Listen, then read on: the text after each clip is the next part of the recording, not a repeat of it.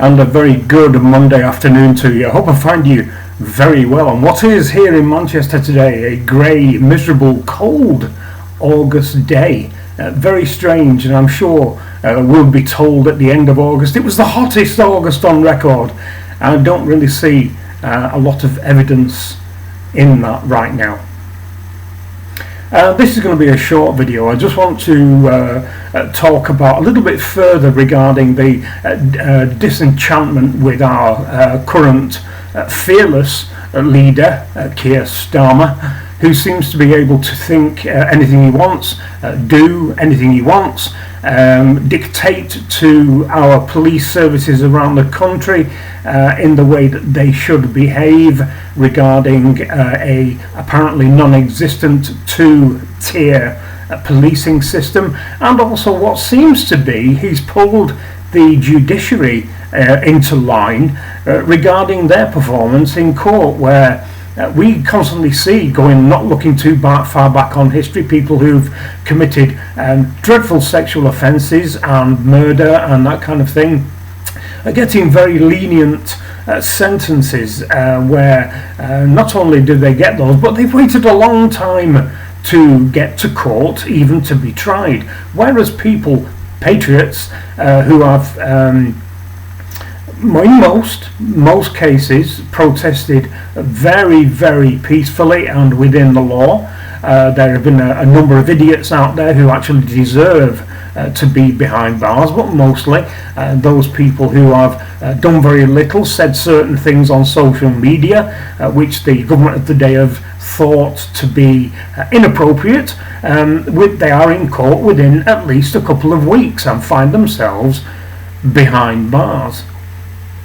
Going on from this, obviously there is quite a lot of disenchantment now within the electorate. People who voted Labour are now very worried about what they've done, and the rest of us who are kind of centre and right of centre realised this before the election anyway. And there's a lot of talk. I get into conversations online and with people that I meet talking about what can be done about this, and I'm quite sad to say that we as the electorate can do nothing. He's there like a tick on a dog. He was democratically elected, even though the majority of the electorate didn't vote for him. His vote share was relatively small, and he's ended up with a huge majority, which sadly for us means that he doesn't need any other members of the House, any other governmental parties as it were, to help him get any policies through. So where do we stand? Well, this is my view, and like I say with a lot of my videos, this is only my opinion, but I do see this is the only way that things are going to go, and there's a couple of options. The first option, which I think is the one that we don't want, is that he is there for a full 5-year term. Now, that basically means is that we have seen the damage that he has achieved in 4 weeks. We have to ask the question, what can he possibly achieve in 5 years? Our country is a laughingstock within the West, within the Anglosphere. We have gone from a respected country, the mother of all parliaments, to an absolute laughingstock because of this idiot who's now ensconced in number 10 Downing Street. So what do I think will happen? Well, sadly there's a bit of me that does think he will be there for a full term. However, what I also think may happen, and there are two branches off the same tree here, I think. The first one, we have heard through the media that quite a number of MPs, Labour MPs, have dropped out of their accounts on social media, especially X or Twitter as it used to be, basically because of the abuse that they've been getting online.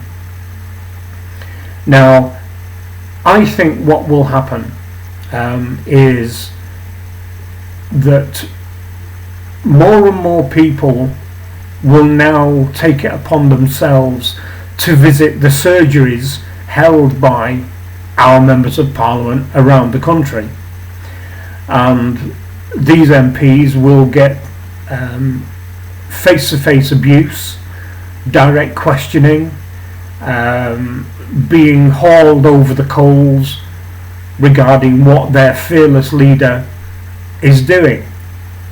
And over time, all of these local MPs will get fed up of this. They will then feed back to their local superiors. Their local superiors will then go to Labour Party headquarters. Labour Party headquarters will then feed back to the whips in the Labour Party, and the whips will then go to the Cabinet Office and address the Cabinet and the Prime Minister directly with the queries that the local MPs are saying. You should see the shit that I'm getting out there at my surgeries. Something has to be done. You need to stop the measures that you're carrying out right now, because it's causing chaos within our voting heartlands. People, certainly in the north and the Midlands, who have always voted Labour, will always vote Labour, and maybe even those who wanted to give the Conservative Party a spanking, who were perhaps Conservative voters and have been in the past, but now voted for Labour. And that will get back to the ears of Kier Starmer. And if he has anything about him whatsoever, he will reverse his behaviour. That's one option. The second option is that over the next 3 years there will be a number of by-elections. There always are. And in my opinion, the by-elections will fall to Reform UK. So the numbers of MPs that they have in the House will increase.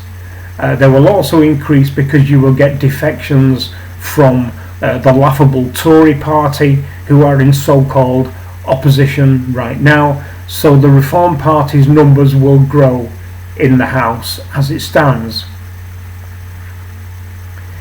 Once the government, the Parliament, gets back after the summer break, because Kier Starmer is not going to recall Parliament, because he knows full well that people will start shouting at him, and he doesn't want that.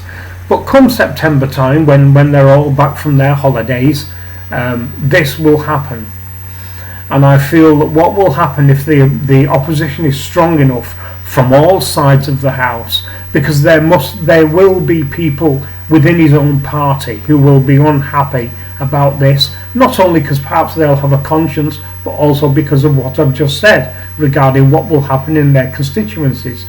Of course, the Lib Dems will get on his case, and also Reform will get on his case, as will the Scottish Nationalists get on his case, solely because what he is doing is restricting freedoms in a free and democratic country, and he needs to be accountable for his actions. And anybody, not just the official opposition and the Tories in this case, but everybody else shall hold him to task. Now, as time goes on, this pressure will grow and grow and grow, and I feel that as we see the popularity of Kier Starmer and all his cabinet members drop to ridiculously low levels, I mean, he's dropped to, it's a -7 now in his popularity stakes, he will feel under pressure maybe 3 years down the line to try to resolve this by calling for a snap election to reaffirm his popularity with the electorate. So the worst possible scenario, which is absolutely possible, 5 years, and we can only hope that his current project of devastation doesn't continue. The other one is local MPs getting fed up to the back teeth of being ripped a new one by their constituents at local surgeries, and that will feed back to the Cabinet Office.